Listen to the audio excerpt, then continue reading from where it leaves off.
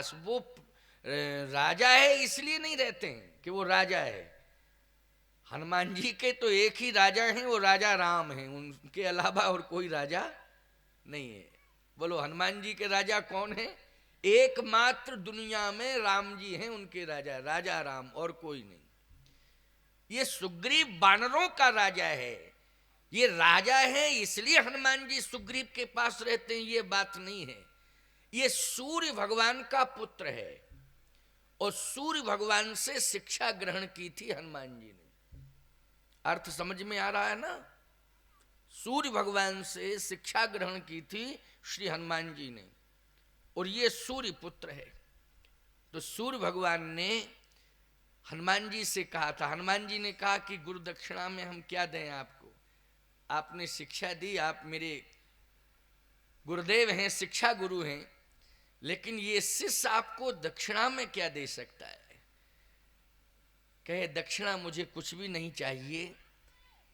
एक मेरा बेटा होगा, वो बड़ा डरपोक होगा, भीरू जिसको कहते हैं, छत्तीसगढ़ में उसको डरपोक कहते होंगे, डरने वाला, डरने वाले को डरने वाला, भयभीत रहने वाला, हृदय से कमजोर, बहुत सारे अर्थ हैं, अब तुम लोग भी लगा लो, है नहीं? डरने वाला, बड़ा भयभीत, उसके अंदर सदा भय रहेगा, वो डरता रहेगा। बस उसके ऊपर एक बहुत बड़ी विपत्ति आएगी।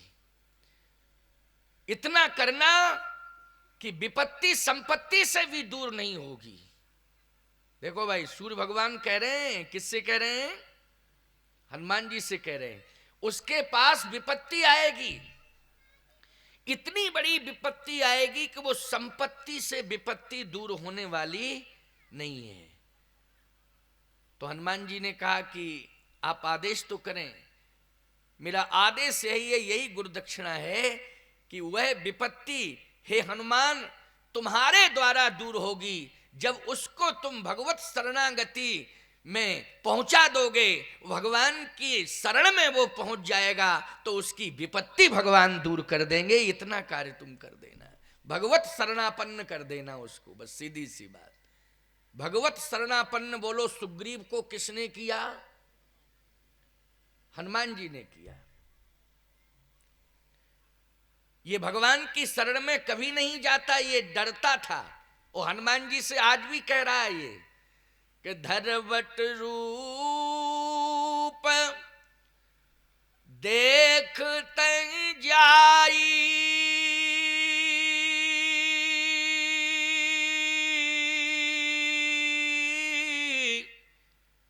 कहि सुजाए जी सेन बुझाई। हे हनुमान जी आप जाइए, सामने दो बलशाली वीर आ रहे हैं, हमें डर लग रहा है। डरता है ना, डर लग रहा है, कहीं बाली के भेजे हुए ना हो और मुझे मारने ना आ रहे हो। धरवट रूप देखते जाई, कहे सुजाए जी सेन बुझाई। पठवा बाली होय मन मेला, भागो तुरत तजो यही सहला। जिसके जीवन में भय होता है वो भागता रहता है, डरता है ना, भागता है। अगर कहीं बाली के भेजे हुए हों तो मैं भाग जाऊं, लेकिन याद आ गई, हनुमान जी तो समझ रहे थे, याद आ गई अपने गुरुदेव भगवान की, सूर्य भगवान की शिक्षा गुरु की याद आ गई कि मेरे गुरुदेव ने कहा था कि ये भयभीत बहुत रहते हैं, मेरा पुत्र भयभीत रहेगा, उसके जीवन में सदा भय रहेगा। हे हनुमान, उसके ऊपर जो विपत्ति आएगी उस समय तुम उसका साथ दे देना और भगवान के चरण शरण में पहुंचा देना, जिससे उसके जीवन की विपत्ति दूर हो जाए और भय भी दूर हो जाए। हे हनुमान, आज वो समय आ गया है, आज वो समय आ गया है, क्योंकि विपत्ति में है सुग्रीव। बोलो विपत्ति में है ना, प्रवसन पर्वत पर रहता है, बाली ने लात मार के भगा दिया है, वो प्रवसन पर्वत पर रहता है, विपत्ति का मारा हुआ है। भाई ने लात मार के भगा दिया। आजकल भाई भाई के झगड़े बहुत होते हैं और संपत्ति को लेकर के ही झगड़े ज्यादा होते हैं भाई भाई के। इधर भाई भाई के झगड़े होते हैं घर में, या तो सास बहू के झगड़े होते हैं घर में। सास बहू, पता नहीं क्यों होते हैं सास बहू के झगड़े और भाई भाई के। भाई भाई के तो संपत्ति को लेके झगड़े होते हैं, चलो बात समझ में आ रही। संपत्ति इनके क्यों होते हैं सास बहुओं के, पता नहीं। क्या इनमें भी संपत्ति का कोई बंटवारा होता है? इनका अधिकारों को लेकर के झगड़ा होता है, समझ रहे कि नहीं। बहू आती है तो वो कहती है सास अपने संपूर्ण अधिकार मुझे हैंडओवर कर दे। हमारी समझ में जहां तक यही बात, और कोई झगड़े वाली बात ही नहीं। और क्या बात, पूरे अधिकार सास जो है हमको दे दे। लेकिन एक बात सुनना माताओ, समझने की कोशिश करना, अधिकार कभी भी दबाव से नहीं लिया जाता है। बैठ जा, बैठो बैठो, नौनी मन है, बैठ बैठ। वो अधिकार कभी भी दबाव से नहीं मिलता है, अधिकार कर्तव्य से मिलता है। ये सूत्र है कथा में और तुम सबके लिए शिक्षा है। कर्तव्य से अधिकार मिलता है। कर्तव्य करने का संकल्प बहुएं ले लें, सास से अधिकार मांगना नहीं पड़ेगा, अपने आप अधिकार मिल जाएगा, मांगने की आवश्यकता नहीं पड़ेगी। कर्तव्य करना चाहिए, कर्तव्य से अधिकार प्राप्त हो जाता है। क्योंकि आज तुम बहू हो, कल तो तुम सास हो। जिस घर की आज बहू हो, बोलो भविष्य की तुम उस घर की क्या हो, सास हो कि नहीं, कि बहू ही बनी रहोगी जिंदगी भर। भविष्य की तुम उसी घर की सास हो। तो जो व्यवहार तुम सास के साथ करोगी, वही व्यवहार जब तुम सास बन जाओगी तो आने वाली बहू तुम्हारे साथ करेगी। तब उस समय कष्ट होगा, उस समय कष्ट होगा। इसलिए मैं कहता हूं कि कर्तव्य से अधिकार लेने की कोशिश करो, कर्तव्य अच्छा करो, अधिकार अपने आप मिल जाएगा। विवाद करने की आवश्यकता नहीं है, संवाद करने की आवश्यकता है। घर घर के विवाद समाप्त हो जाएं, इसलिए राम कथा संवाद करने की प्रेरणा दे रही है कि सब संवाद करें, आपस में विवाद को खत्म करें। रामचरितमानस में जितने भी प्रसंग हैं उनमें संवाद है, क्यों भाई, है ना। और महाभारत में जितने प्रसंग हैं उनमें विवाद है, क्यों, यही अंतर है। महाभारत में जितने भी प्रसंग हैं उनमें क्या है, विवाद है। और रामचरितमानस में जितने प्रसंग हैं उनमें संवाद है। इसलिए महाभारत में आप लोग वो पंडवानी वगैरह होती, छत्तीसगढ़ी में पंडवानी, तो वो उसमें देखते नहीं, वो दौड़ दौड़ के कैसे होता है सब, हैं। पंडवानी जो है हमने भी सुनी है, बड़ी प्रसिद्ध है। और वो छत्तीसगढ़ में ही प्रसिद्ध ज्यादा है, और बाकी जगह के लोग नहीं जानते हैं, पंडवानी गाना नहीं जानते। लेकिन छत्तीसगढ़ में उसकी विधाई अलग है गाने की, अच्छा गाते हैं वो, गाते अच्छा हैं। और यहाँ तो पद्म विभूषण बना दिया उसको, तिजन बाई को, क्यों भाई, क्यों उसको दिया ना, राष्ट्रपति ने पुरस्कृत किया। तो ये छत्तीसगढ़ की हैं, कहीं की तिजन बाई, कहाँ की हैं,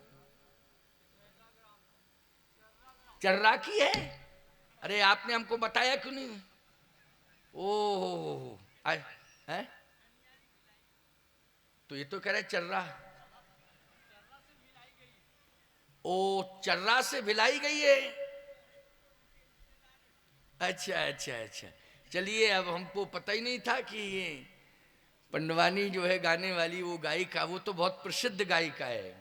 छत्तीसगढ़ की प्रसिद्धि नहीं है, वो तो पूरे भारत में विश्व प्रसिद्ध हो गई है पंडवानी में। तो कहना मैं ये चाहता हूं, ध्यान से सुनना, बहुत महत्वपूर्ण बात है ये, कि महाभारत में विवाद, इसलिए भगवान कृष्ण को भी अपने परिवार के अंत का डिसीजन लेना पड़ा।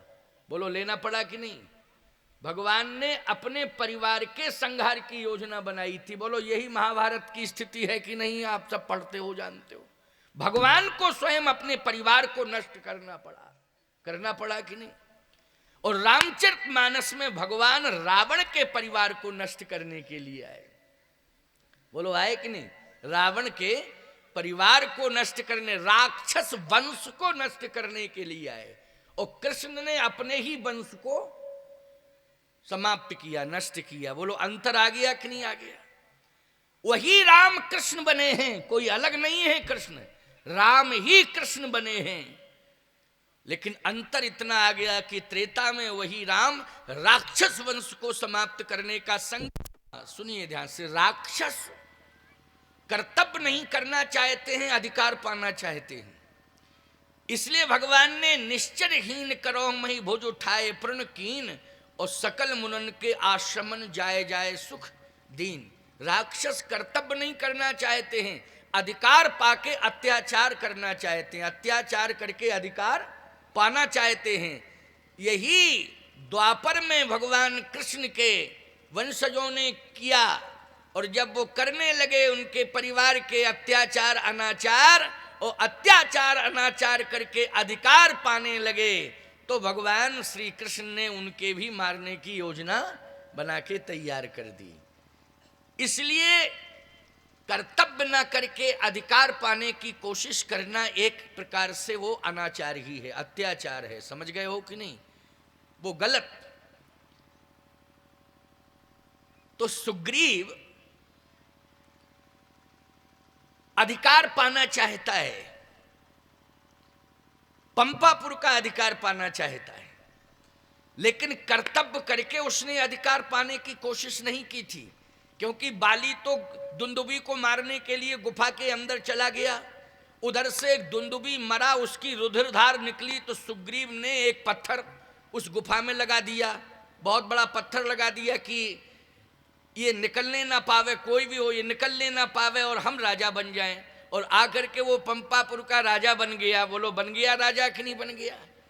सुग्रीव पंपापुर का राजा बन गया। और कहता भी है कि मंत्रणपुर देखा बिन साई, दीनहु राज मोह बरे आई। मंत्रियों ने जबरदस्ती हमें राजा बना दिया। नहीं नहीं, मंत्रियों ने तो भय के कारण राजा बनाया था। तो भय से अधिकार मिला, भयभीत हो गए मंत्री और अधिकार मिल गया सुग्रीव को। बाली जब आया तो उसने एक लात मारी खींच के, ऐसी खींच के लात मारी के भाग आई। बस भागने में ये माहिर है। अगर दौड़ कराई जाए तो विश्व चैंपियन होगा साहब दौड़ने में, ये दौड़ता ही रहता है। भयभीत है। लेकिन हनुमान जी ने कहा समय आ गया है। मेरे शिक्षा गुरु ने ये कहा था कि एक मेरा पुत्र होगा, वो भयभीत रहेगा, उसका भय दूर कर देना, उसे भगवान से मिला देना, तो उसका कल्याण हो जाएगा। इसलिए विप्र रूप धर कपीता गयऊ,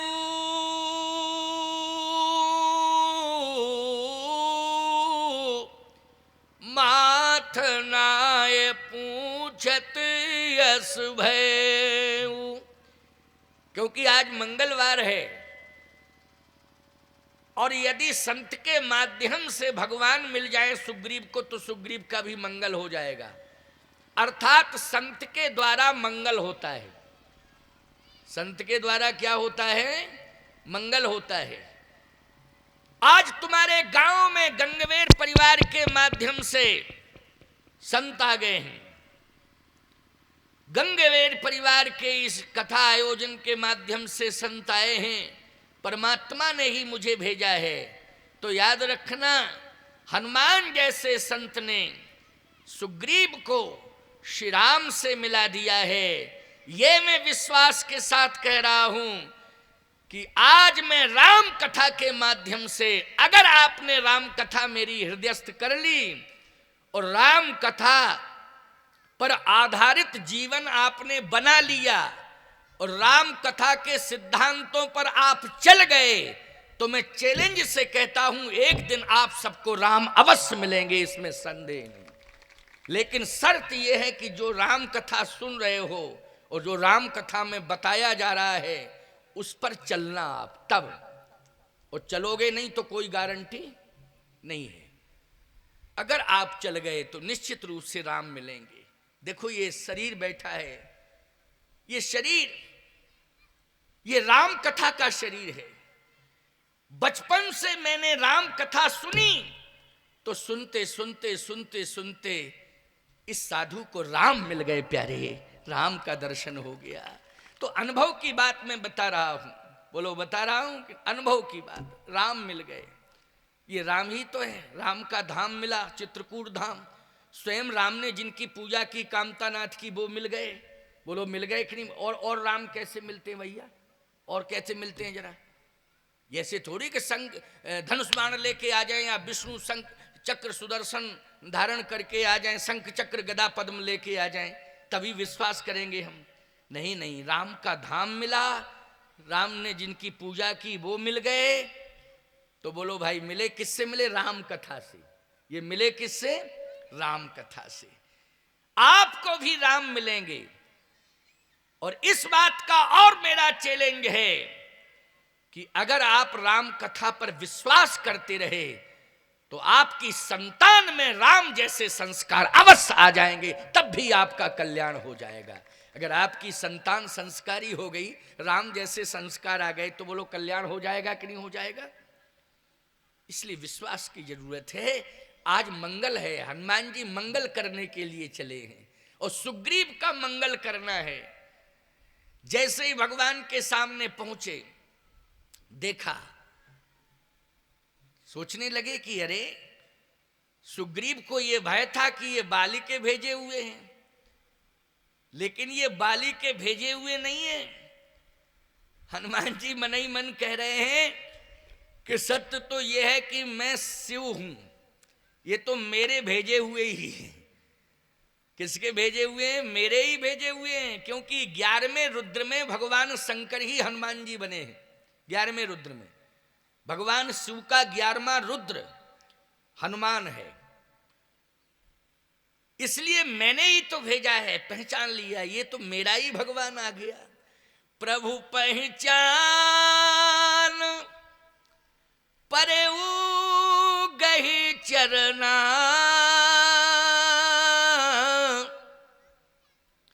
एक बात आपको बताएं, दो अर्धालियां ऐसी हैं जिसमें थोड़ा अंतर समझ में आ रहा है। पहली अर्धाली क्या है? विप्र रूप धर कपितै गयऊ, माथ नाय पूछत अस भयऊ। मत्था झुका के पूछा, यानी सिर झुका के, माथ नाय। नहीं तो सीधी सी बात ये थी कि माथ नाय की जरूरत नहीं थी। प्रभु पहचान परेऊ गहे चरना, सीधे चरण पकड़ लेते। लेकिन हनुमान जी ने डायरेक्ट चरण नहीं पकड़े। डायरेक्ट चरण कहां पकड़े?